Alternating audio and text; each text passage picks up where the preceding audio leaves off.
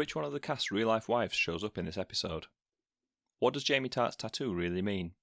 Did you catch all the references in this episode? Keep watching to find out.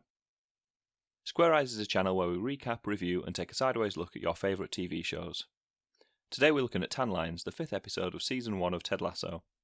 It's one of the season's highest rated episodes on IMDb, with a score of 8.9 out of 10, and Apple TV boiled the episode down to a one-sentence description by saying, with his wife and son visiting from America, Ted makes drastic changes to the lineup during a critical match, which obviously misses out on a lot of important information, so I'll do a slightly more detailed recap for you. Let's jump straight into today's episode. The show opens with Ted sharing with Rebecca details of his marital issues. Rebecca is clearly uncomfortable with this and wants him to stop, but works out that Ted is sharing personal details with her because she opened up to him about her personal life at the gala dinner in the previous episode. Rebecca now regrets sharing her feelings with her head coach. On the training pitch, Jamie is putting himself before the team as usual, and Ted is trying to teach him the virtue of putting his teammates first and making the extra pass to find a teammate in a better position. This is an idea that we'll come back to later. Ted then cancels training for the day because his wife Michelle and son Henry have come over from America to spend time with him. Despite the fact their relationship is now over, Keely goes along to the photo shoot she has set up for Jamie and observes from the back as he clowns around for the cameras. As he talks nonsense and makes a fool of himself, Rebecca pulls Keely to one side and suggests she could do similar work for the other players at the club, setting up brand deals for them. On the morning of the team's match, Ted comes back with breakfast and finds Michelle in tears, and she doesn't want to tell him what's wrong. When he presses her for an explanation, it's basically that she doesn't love him anymore and can't find a way to rekindle the feelings that she had for him in the early days of their relationship. Ted is absolutely crushed by this news, but has to try and paint on a smile for his little boy who is excited about going to watch the game. Before the match, the team all put their hands in the middle for a bit of team bonding, apart from Jamie Tartt, who is too busy taking a selfie. Ted confronts him about his lack of team spirit, and Jamie completely undermines Ted with a speech about how terrible Ted's ideas are and how brilliant a player he is. This infuriates Ted, and it looks like we're about to see him lose his temper for the first time as he tells Jamie to cut the crap, which isn't language you'd expect to hear from Ted. We'll never know what Ted was going to do or say to Jamie, though, as his son rushes in and interrupts, asking Jamie Tartt to sign his shirt for him, which diffuses the situation, and it's left unresolved. The game gets off to a bad start for Richmond, with them quickly conceding 2 goals. Jamie Tartt quickly pulls them one back, celebrating in self-indulgent style by pointing to his name on the back of his shirt and screaming "me" to the crowd. Jamie continues to be in the thick of the action, when he and Roy Kent get into a scuffle on the pitch when Roy takes exception to how Jamie manhandles his injured teammate Sam out of the way without checking on his welfare. Both players are booked for the incident. Jamie scores from the free kick that was rewarded for the foul on Sam, and once more celebrates on his own. Ted is fed up with Jamie putting his personal glory ahead of the good of the team, so he decides to substitute his star player. Obviously Jamie is furious about this decision, as are the fans in the stadium and nearby pubs.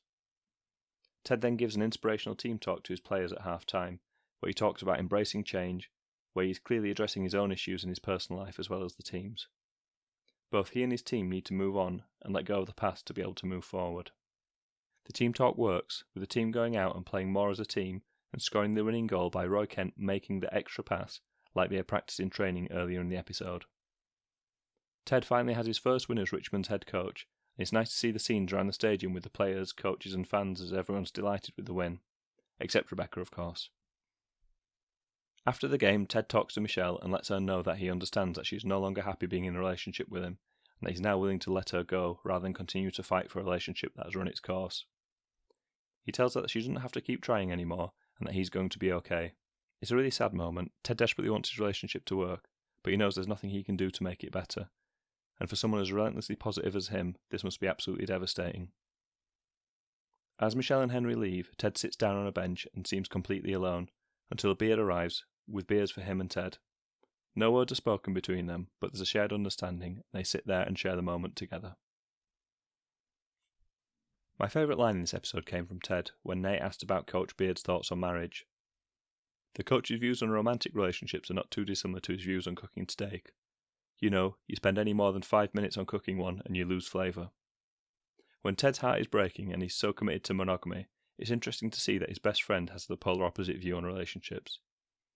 I think Beard's lack of interest in romantic attachments makes it the moment at the end of the episode where he brings a beer over to Ted nicer too, as the pain Ted is experiencing isn't something Beard is like to experience himself, but he's still there for his friend anyway. This was another great episode of Ted Lasso. It packed a huge emotional punch at the end, and we even got to see some football too. It's my favourite episode of the season so far, and it's further increased the stakes for the rest of the season. After Richmond have lost every game Ted's taken charge of previously, it was great to see they finally won a game. But that moment of professional glory was cut short because of Ted's turmoil in his personal life. Not to mention the fact that Ted navigated his team to victory by substituting their star player, and will have to deal with the fallout of that in the future episodes. Away from Ted, we also saw Keely coming into her own a bit more in this episode. No longer just Jamie Tartt's girlfriend, or someone who's famous for sort of being famous, but someone who's organising brand deals for the team's players. This new role will put her closer to Rebecca, which will allow their friendship to develop further, which is good for both of them, but also for us as viewers, as they're so funny when they're on screen together. There were fewer laugh-out-loud moments in this episode, as I had to make room for the tear-jerking scenes with Ted and Michelle, but I think Ted Lasso is a sitcom that can do drama so well that it can put comedy aside for a while. And it's so funny when they are doing jokes that you don't mind it being serious for a little while too. The thing I really liked about this episode is how well it captured the feeling of an end of a relationship. Ted and Michelle weren't screaming and shouting at each other like you often see in soap operas that try and wring every moment of drama out of a scene. Instead, there were two people that had just tried everything and it wasn't working anymore. And what a performance by Jason Sudeikis for those scenes. Rather than pack those scenes out with extended monologues, a lot of the emotions were just conveyed with his facial expressions. The actress who played Higgins' wife is called Mary Roscoe, and she is married to Jeremy Swift, the actor who played Higgins.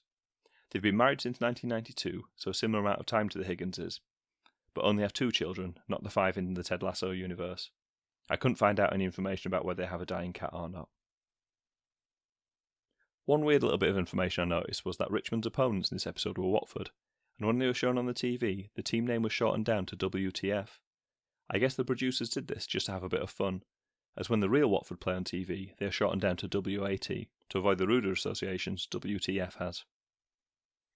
While we're talking about Watford, that was not an official Watford shirt or badge that the team were playing in. I'm guessing that the producers couldn't get the rights to use the proper versions, which is strange because most other teams featured in the show appear in their real-life merchandise. The tattoo Jamie Tartt shows off on his arm during the photo shoot, which he says means arm, doesn't really mean arm at all. The Ted Lasso podcast Richmond Till We Die investigated the true meaning of the Chinese symbols, and apparently they mean sunset.